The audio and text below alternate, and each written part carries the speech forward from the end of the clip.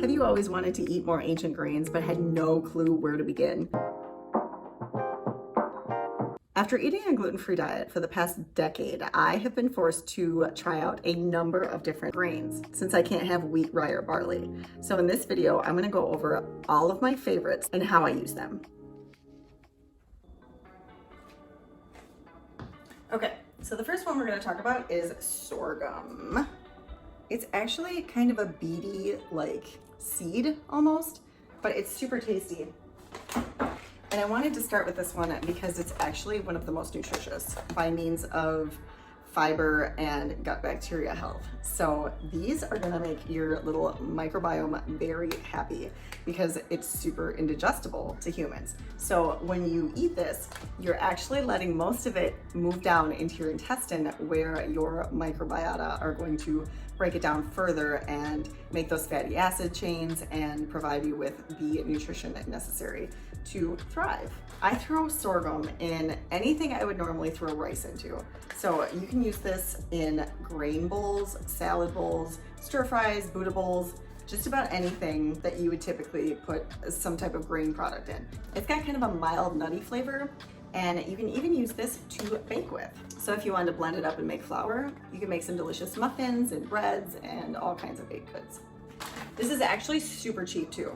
It's probably the cheapest of everything I have here. Maybe not the oats, but this was like $3, I think, for this whole bag. And it has 13 servings, so good stuff.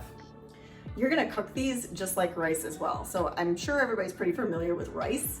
So you are able to put these in pressure cookers, slow cookers, over the stove with different ratios of water.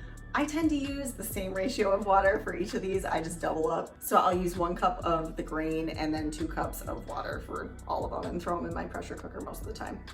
The next one is Teff.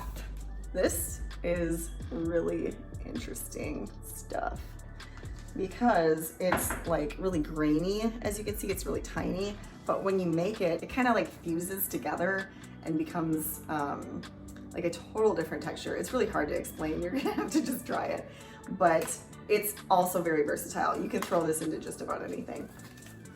This is Ethiopian, I believe, yeah. And it also has a really mild flavor. You can throw it into porridges and stews and just about anything, like I said, that you would put rice into. So very nutritious. The next one I'm gonna talk about is red quinoa. I have white quinoa in the cupboard, but I assume everybody's pretty familiar with that one. So this is just like the white, except red is going to be even more nutritious because anything with those darker hued colors is gonna hold more antioxidants. So like red grapes as opposed to green grapes, or black beans as opposed to navy beans. All of these foods are going to be slightly more nutritious. So I tend to gravitate toward those foods. You can make this just like you would rice, and I throw it mostly into salad bowls. It goes really, really well in your salad. It's really light and fluffy and mild, as with all of these. All right, let's move on to buckwheat. Now, this one I'm probably the least familiar with. Sorry, now you can see. It is very similar to oats, and lots of people use it like oatmeal or porridge. So this one's really common in Eastern European. This one's really common in Eastern European dishes. Why can't I say that? It's a mainstay of Eastern European cuisine with a robust flavor. It says it's great in grain bowls, soups, and cereals. Like I said, lots of breakfast options for this one. I tend to throw it in my oatmeal along with the whole grain oats. You also have a little bit of buckwheat, so there's a slightly different nutritional profile as opposed to just having oatmeal all the time. Oh, also, I tend to use a lot of buckwheat flour in my daughter's baked goods, so especially pancakes. There's even a pancake recipe on the back if you're interested. I'll link all these below. These Bob's Red Mill I am a huge fan of because they're always gluten-free, as long as they, state somewhere that they're gluten-free. This one actually doesn't, but that's okay because I don't eat flour. My daughter does. This one I eat. It says gluten-free. Nope, non-GMO. There it is, gluten-free. So anybody with celiac like myself, or with some kind of gluten intolerance, allergy, or sensitivity, you can count on Bob to take care of you with your gluten-free grains. Oh, these are also great in muffins. And if you're interested in a muffin recipe that uses these different grains, I'll link that here. Okay, next I have millet. This is going to be secondary when it comes to the most nutritious for your microbiome. So the first one, like I said, was the sorghum. And there are so many different kinds of millet. I believe Dr. Greger talks about finger millet being the most nutritious, but I don't even know. I couldn't even tell you what kind this is because it just states a very vague millet brand. Again, this is very, very versatile. You can throw this into any dish that you would normally throw rice into, or any other type of grain that you are that you prefer in your meals. So I use this with my stir fries and a lot of my salad bowls. I make tons of Buddha and salad bowls, so I will alternate these. And typically I'll throw them all together into one and just have like a big conglomerate of ancient grains that, you know, hold all different types of nutrient profiles. So I know that I'm getting like loads of nutrition and I'm not just stuck on one option. I do the same for my daughter. This is really common in like Indian dishes, I know. It says you can use it in pilafs and stir fries and stuff.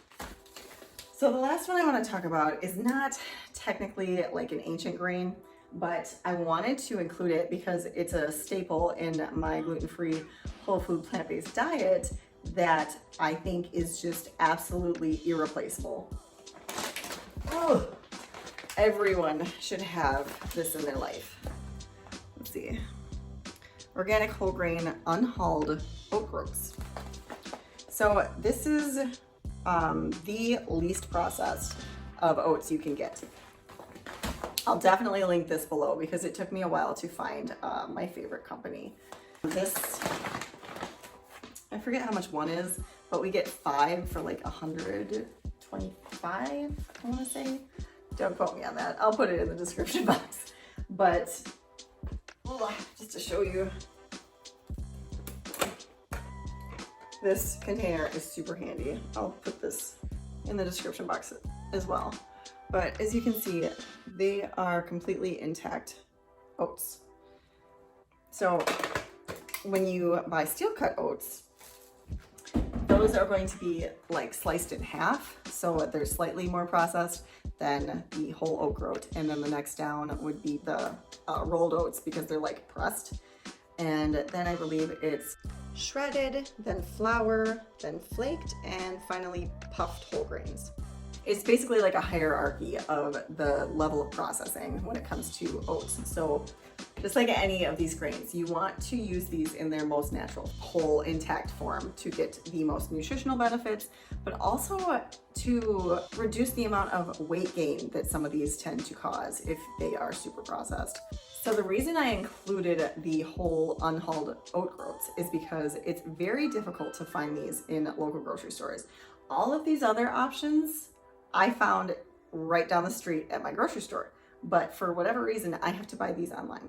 So if you're unfamiliar with unhulled whole oat groats, make sure you give it a try because it is more flavorful and it is less conducive to weight loss and it is more nutritious. So again, these are so simple to include in your daily meals. They are so packed with fiber and healthy starches to keep you feeling full and satiated throughout the day, so you're not like mindlessly eating. They're also packed with nutritious compounds like iron, magnesium, manganese, copper, zinc. They even have selenium, antioxidants, and folate, among other things. But I did want to mention, for my weight loss clients and anybody else out there trying to lose or maintain weight, make sure you're only incorporating 3 servings max of these per day. So that's going to be a 1.5 cups. These are one of the more heavy calorically dense plant foods. So you just want to keep that in mind if you are trying to maintain that lean, healthy body. On that note, if you guys enjoy information on whole food plant-based nutrition, make sure you subscribe to my channel, particularly if you're interested in weight loss, because I offer one-on-one coaching for anybody who's stuck in their weight loss journey and would like to overcome whatever kinds of barriers that they're currently struggling with. So there's a link below in the description box if you'd like to schedule a free consultation with me. I'm super personable and I love talking to people. All right, guys, I hope you enjoyed this video and I will see you in the next one.